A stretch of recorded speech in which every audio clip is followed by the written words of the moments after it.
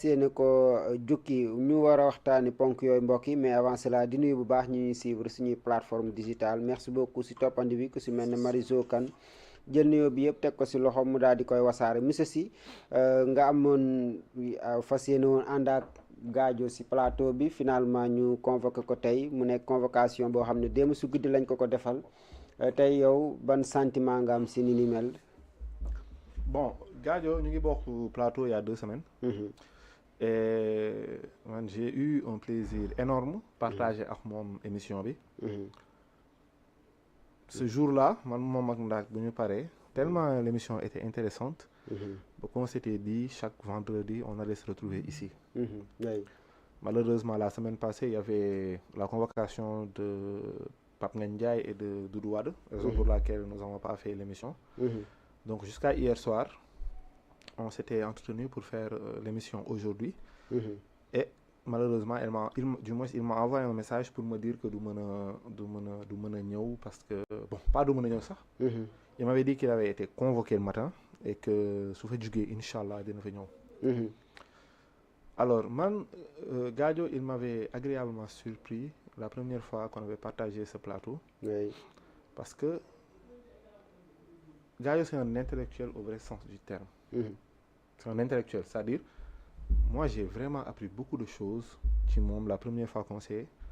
rencontré ici. Il a un esprit de discernement. Et c'est quelqu'un qui est extrêmement posé, très correct. Très correct, très posé. Yarou, am tei. Ce qui est intéressant, c'est que c'est une personne très cultivée aussi. Donc, quand j'ai appris qu'il avait été convoqué hier soir, j'ai eu vraiment mal parce que je me dis dans un pays... Parce que je me dis, tu sais que dafa am yoo xam ne pour man 2026 waratuñ fi woon fekk tey ku gis diggante 2020 ba 2024 li xew Sénégal yëpp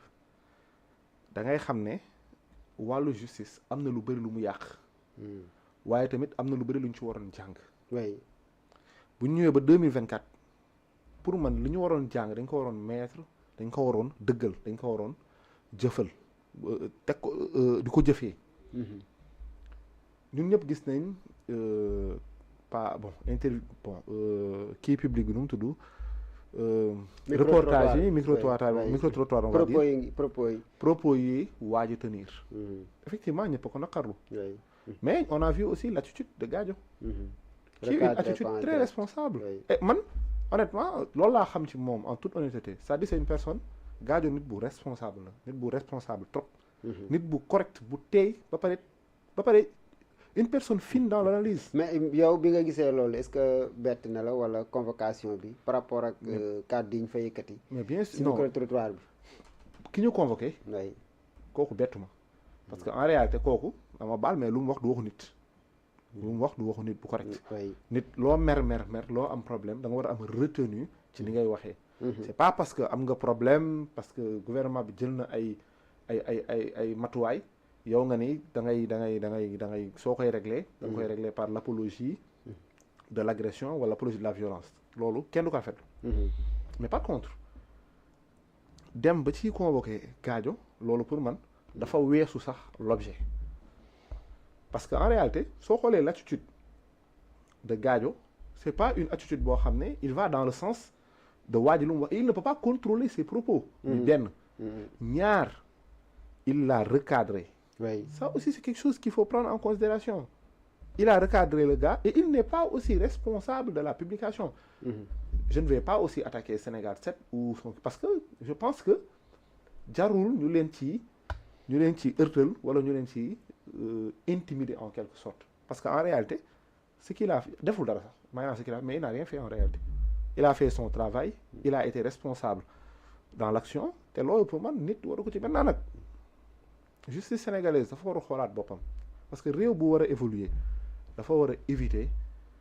di confronter wul trop ak la presse daf ko war a éviter réew bëgg a évoluer parce que aujourd'hui quoi qu'il en soit Sénégal am na 2 combats yoo xam ne dina suñ ko mënee ba ñuy dee duñ ko gañe mooy la lutte contre la liberté d'expression liberté de presse ak la lutte contre la justice parce que aujourd'hui il peut être convoqué ñaanu ma ko yàlla placé bon yàlla duñ fa sax egg mais je parle d'une manière générale loolu noonu soo ko defee soo demee ku magistrat de siège bi da lay delloo da lay libéré waat donc aujourd'hui ba pare sénégalais mënoo ko tere wax quoi qu'on puisse dire mënoo ko tere wax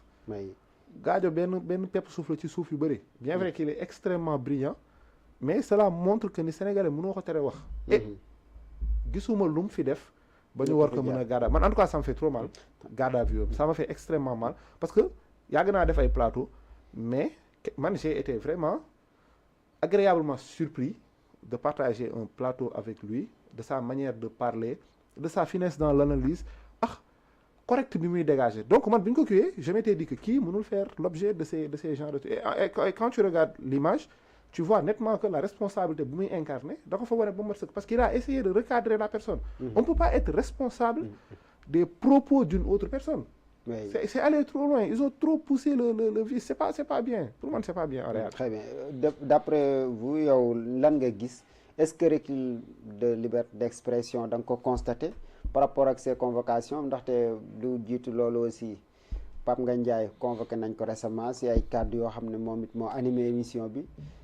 yow ban regard nga am dans tout ça ak aussi yan attente nga doon xaar si côté wàllum presse ak le régime actuel. Bon man ce que j'attends man je suis un légaliste du ma def loo xam ne yoon da koy aaye du ma ko mës a def mais ce que j'attends de li may xaar ci mbokk journalistes yi bon ci yéen seen mbokk journalistes yi ak mbokk chroniqueurs yi mooy que vous soyez unis et vous défendez une cause parce que mine de rien c'est votre métier hein c'est pas notre métier c'est un métier tey bëri na ay jeunes trop et bëri na tey ci yéen ñoo xam bëri na ay yu si xew jafe-jafe yàqante bi tout ça bon danaa si ñëw d'abord parce que foofu laa bëgg ñëw troisième point bi d'abord yéen seen métier bi dafa bëri jeune dafa bëri ñoo xam ne dañ ko bëgg parce que Sénégal quoi qu'on puisse dire wàllu presse dafa nekk loo xam ne c'est une exception démocratique ci sous-région bi et aujourd'hui vous êtes en train de le conforter de le consolider donc yéen li ñuy xaar mooy ngeen unir yéen yëpp défendre la même cause tey jii nii rek yéen waroo leen nangu tëdd te dafoo leen communiquer si Gadio li ñu ko jàpp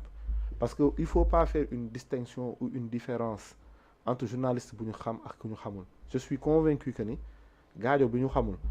bokk na ci journaliste yi gën a pertinent ci instant yi Sénégal parce que peut-être ndax nit yi xamuñu ko mais man je suis convaincu donc aujourd'hui effectivement il y a ce recul d'une manière générale de la liberté d'expression et d'une manière un peu plus particulière de la liberté de presse et c'est à vous aujourd'hui de porter ce combat là de manière légale et légitime c'est-à-dire booloo leen ngeen xool nag ngeen di def aujourd'hui ba ñu gën a respecter seen métier bi parce que ci xoqatal leen suñ ci demee da ngay gis Sénégal kenn dootul mënatal wax maintenant nag c'est à vous de vous unir parce que c'est vous qui avez la force en réalité de manière légale c'est vous qui avez la force donc unissez-vous ngeen liggéey beneen bi sopp effectivement depuis l'avènement de 2020-2024 on a vu que la presse dafa divisé wu am na presse pro pouvoir am na presse contre pouvoir c'est la triste réalité cela ne vous arrange pas en réalité bien vrai que am na ñoo xam ne bon c'est un intérêt personnel la ñuy jiital am ñoo xam ne intérêt Sénégal la ñuy jiital mais aujourd'hui lépp luy dal ci beneen journaliste suba mën na dal ci beneen journaliste c'est la raison pour laquelle il faut faire très attention il faudrait que vous soyez unis il faudrait que vous battez pour la liberté d'expression et la liberté de presse parce que soo leen ko deful tey li dal Gadio suba mën na dal ci ku nekk te tant que daluloo nag doo xam mettit bi li gën a metti sax mooy mu dal lañu te lañ la tooñ donc aujourd'hui vous devez vous unir pourtant ñu bëri dañ naan sax politique bi moom moo tax xaajaloo bi nu mel am parce que aussi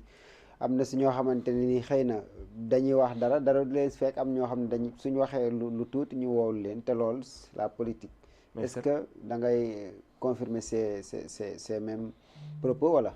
mais bien sûr nous sommes animés par la politique nous sommes animés par l'organisation des pouvoirs publics donc ce qui se passe au Sénégal dañ koy suivre ce qui se passe mooy les lignes éditoriales journal bu nekk dafa am ligne éditoriale am et journal bu nekk en fonction de ligne éditoriale am dafa am fu muy far et c'est ce qui est dangereux d'ailleurs le journaliste suy traiter l'information da ko war a traiter dans son entièreté de manière très fidèle. Mais ce qui se passe effectivement, am na ñoo xam ne ils ne sont plus des journalistes, ils sont des chargés de communication des différentes structures de l'État ou des services publics. Et loolu c'est très dommage. Am na ñoo xam ne ils continuent d'avoir benn ligne éditoriale boo xam ne population bi lañ fi nekkal